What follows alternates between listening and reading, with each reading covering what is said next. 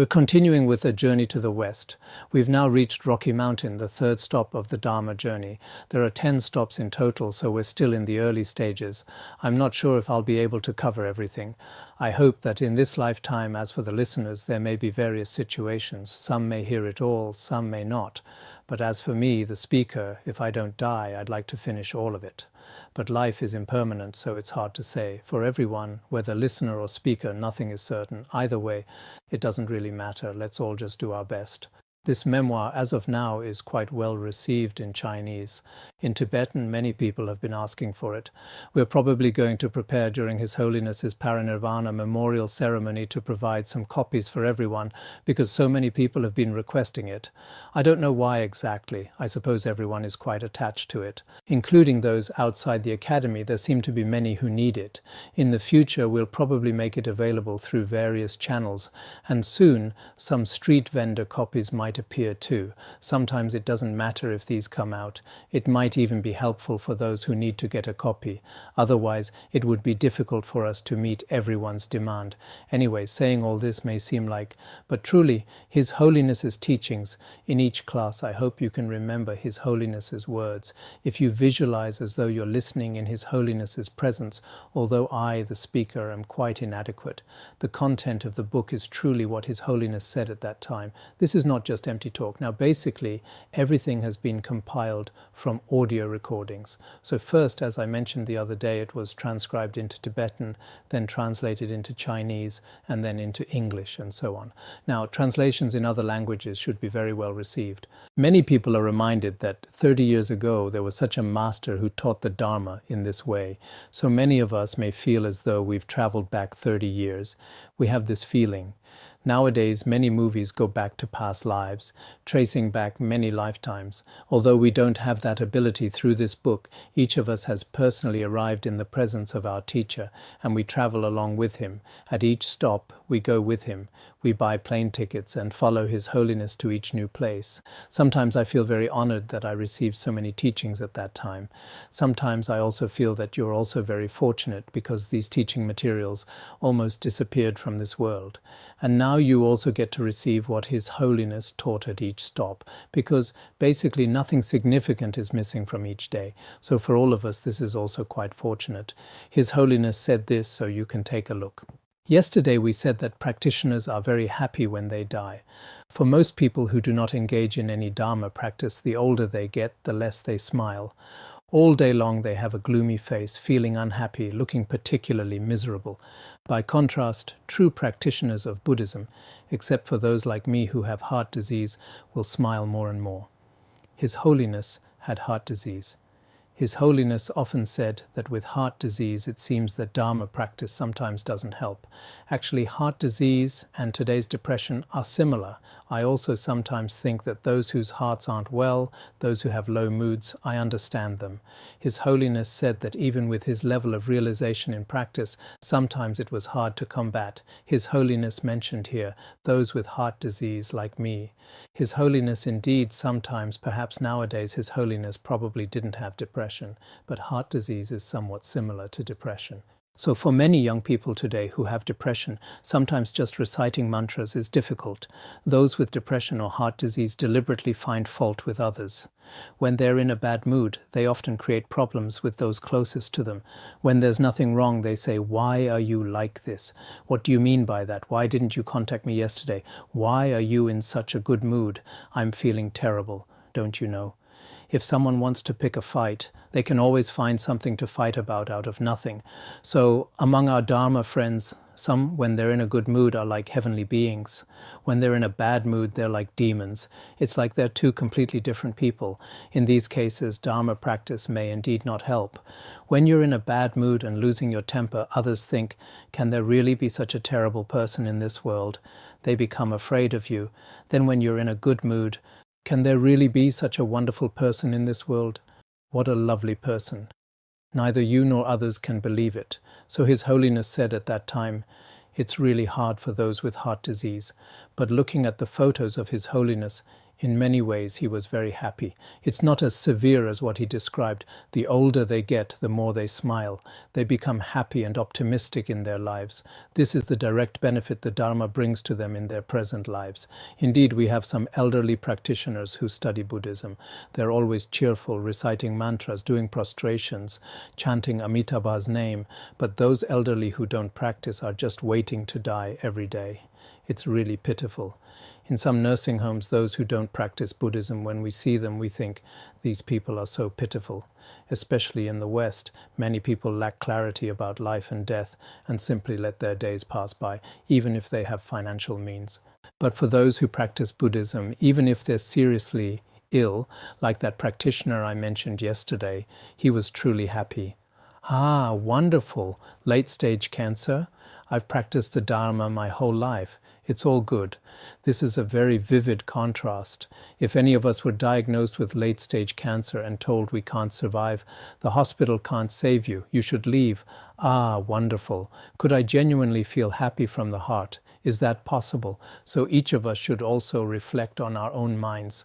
Gyatrul Rinpoche is a perfect example. The older he gets, the happier he feels. Gyatrul Rinpoche truly was always cheerful if you look at his photos. We were together for about 3 months. I never once saw him lose his temper. Wherever he went, ah, okay, okay. Ah, Rinpoche. Ah, okay, okay. He used to call me our monastery's little Khenpo. At that time, he often said to me, our monastery's little Khenpo, are you in a bad mood today? Ah, okay, okay. For each of his Western disciples, he'd say, this one is called so-and-so, this one is called so-and-so. For some who were bald, he would playfully say, look, no hair here. Whether they were men or women, he didn't discriminate. When he blessed them in His Holiness's presence, he'd playfully tap his disciples, men and women alike, pat, pat, pat.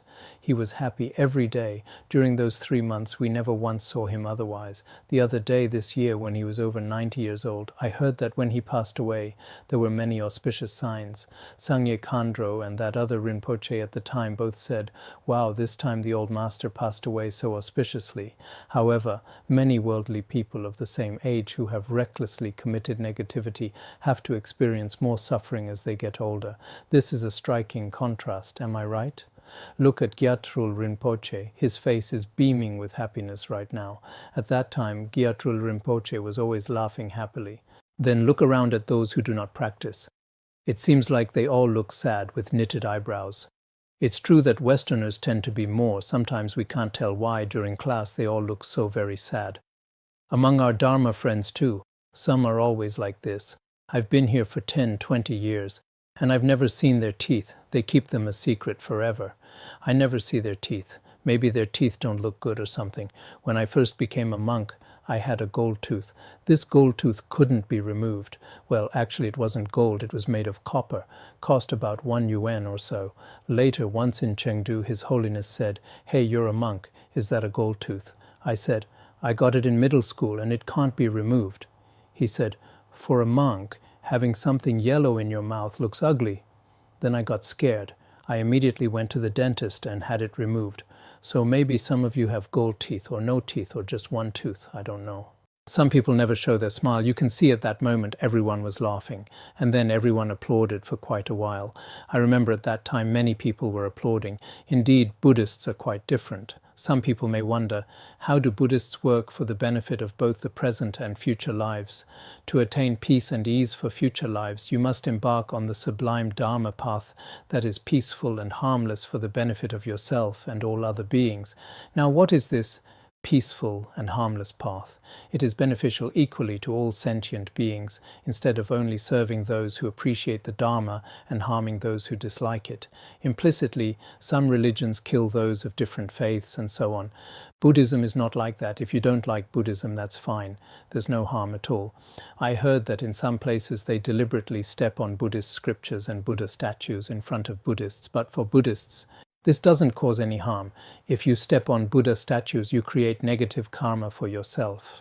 Other than that, what harm does it do to Buddhism? There's no harm. It's just the same. Buddhism will not harm others. If it were other religions, Oh, you disrespected our religion. You disrespected our master. Actually, if someone disrespects the master, there's no need to seek revenge. The master has no attachment. There's no need to argue on his behalf or to kill them or whatever. Oh, you're against Buddhism, so we have to kill you through some means. There's no need for that. Buddhism conquers all through the practice of patience. Buddhism in itself is all-embracing and provides unconditional support and help to sentient beings of all kinds. Some of His Holiness's Vajra words are really profound. Please write them down in your notebooks. Write them down now. If you can't find them later, these particular teachings from today, write them down. Even a single sentence can benefit you for a lifetime. According to the Buddhist doctrine, you do not just help those who are beneficial to yourself only and inflict harm upon those who are malicious. Instead, you should express even more kindness to any harm doers. This is different from other religions. Also, Buddhism does not venerate only exalted ones, such as royalty and Brahmins with renowned reputations, but disregard commoners or people of lesser fortune. Instead, you must care more for those who are struggling and treat them with loving kindness and compassion. Other worldly people are not like this. Generally speaking, if they might need something from you later, they treat you well. If they don't need anything, especially from those of lower status, they won't even look at them. They'll trample all over them. Buddhism does not simply benefit humans while harming other beings. After all, other beings equally suffer from physical illness and mental afflictions. From animals such as horses and cows in this world, we can infer this. All beings desire happiness and have an aversion towards suffering. Sadly, however, animals have no idea of how to attain happiness. For this reason, they need more care and love than humans. These principles could probably take half a day to explain and still not be finished. Due to time constraints, I won't elaborate further. Let me just continue directly. Sometimes when we go on too long, everyone gets tired, so the speaker must consider the audience's feelings. Otherwise, if you just immerse yourself in the ocean of teachings without considering how the audience feels, that's not good either. But this content is something we really need to understand deeply. The same applies to what makes a good or bad teacher. Dharma masters that possess pure altruistic intentions and compassionate conduct are commonly regarded as good teachers. Those who can't do this are considered bad teachers. Well, maybe not being able to do it isn't quite it. Mainly it's those who not only can't do it, but also harbor intentions to harm others and engage in harmful conduct. You could say, relatively speaking, those who have only a mediocre motivation are referred to as average teachers, just ordinary. Those who can't do it and instead harm others are bad teachers. In short, the criterion for being good or bad teachers is whether they follow the peaceful and harmless path to benefit beings. Those who fully embrace this sublime path are good teachers in name and in actuality. Teachers can be evaluated this way. Dharma friends can be evaluated this way, and anyone can be evaluated this way. If you evaluate yourself and ask, am I a good person or a bad person? Are you kind to all beings or not? If you're kind to some and unkind to others, then to call yourself a good person really doesn't hold up. Whether evaluating teachers, Dharma friends, or individuals, it's all the same. Considering those Tibetan masters, to carry out altruistic activities only in Tibetan regions is merely altruism of a lesser degree. Rather, to benefit beings in places where the Dharma is not flourishing at all is a truly remarkable activity endowed with great qualities. Why is that? Given that most Tibetans take delight in performing virtue, it is not particularly challenging even to attract all Tibetans as disciples and to teach them the Dharma. Teaching them is also quite easy. That is why propagating Dharma in the land of Tibet can only be counted as altruism of a lesser degree. On the other hand, to spread the Dharma in places where it is less prevalent, which at that time included the West and, as we often say, places like Africa or other regions, it's truly, truly pitiful there. So in places where the Dharma is not flourishing, it is hard to attract people to listen to a teaching. Even if there are listeners to receive the teaching, it is difficult to help them understand the teaching. Even if these listeners finally understand the teaching, it is difficult to guide them to actually follow the noble path and put the teaching into practice. Hence, the Dharma activities of those great masters who live outside Tibet are truly amazing. The same applies to all of us here. In places where Buddhism flourishes, staying in a monastery with a mala, spending your days there, That's not very difficult. Just staying alone without going out, holding a mala, sitting there every day. That's easy. But if you actually go to places where the Dharma is not flourishing, adapt to local customs and benefit the people there, that is the greatest. So among us, there are some who have signed up to go to different places and help sentient beings. This kind of aspiration, even if you don't succeed, some people, including some lay practitioners, have asked me, if I can't find anyone else, should I go teach among African people? I said, that's wonderful. But anyway, you may not be able to go. But even if you can't go, it's still like this. The aspiration itself is what counts. As His Holiness said here, in places where Buddhism is not flourishing, I just want to recite even one Om Mani Padme Hum for them. If I go to those places in Africa, they won't understand anything else I say. So I give them some cookies, and when they're happy, we all chant together, Om Ahum, Om Mani Padme Hum. And they love dancing together. So planting a seed of virtue like this is also meaningful. In the future, not just in Africa, but in many remote areas, there are similar situations. So when you return to your hometowns, if you can maintain your own practice without disturbing others' minds and can help even a few beings, you should have this aspiration.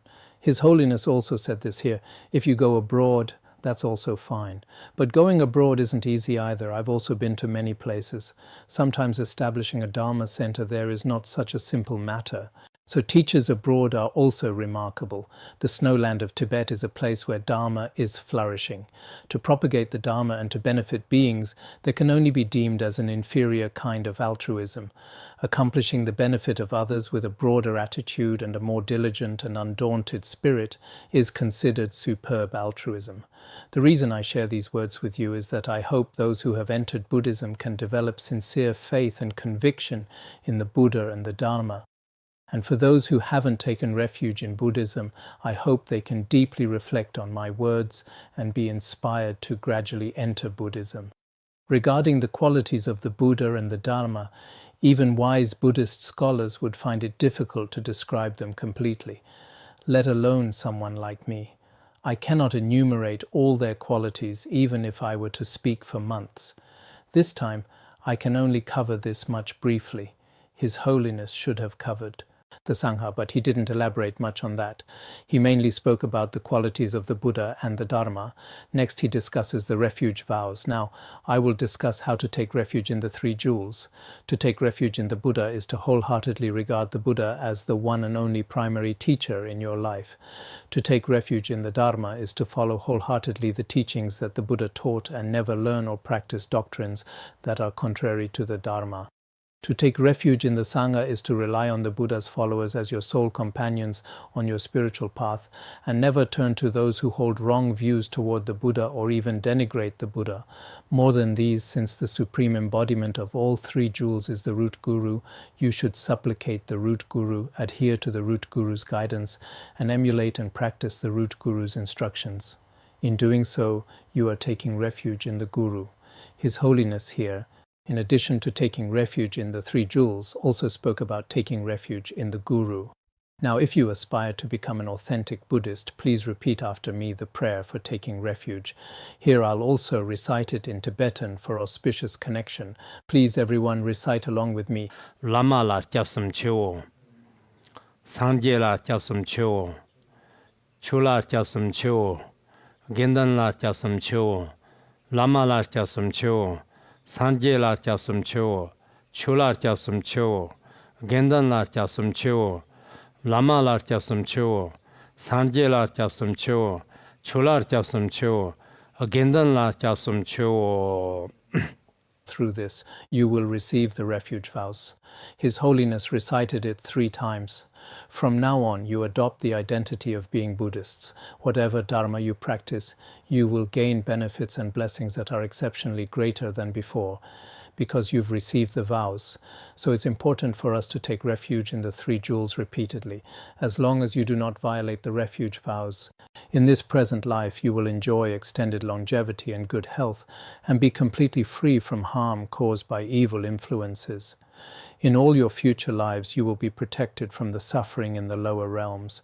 From this life onward, you will always be born as a human, blessed with noble birth, stately appearance, abundant possessions and enjoyments, and renowned reputations. Moreover, upon your death you will be reborn in Sukhavati or other pure realms, and eventually attain all the noble qualities of a Buddha. These are the benefits of taking refuge in the three jewels. In the future, you can transmit this to others. If some Buddhists need to take refuge, this method works. After transmitting refuge, explain the benefits of taking refuge in the three jewels. The precepts and commitments after taking refuge, these are all quite simple yet complete. Additionally, there are commitments after taking refuge.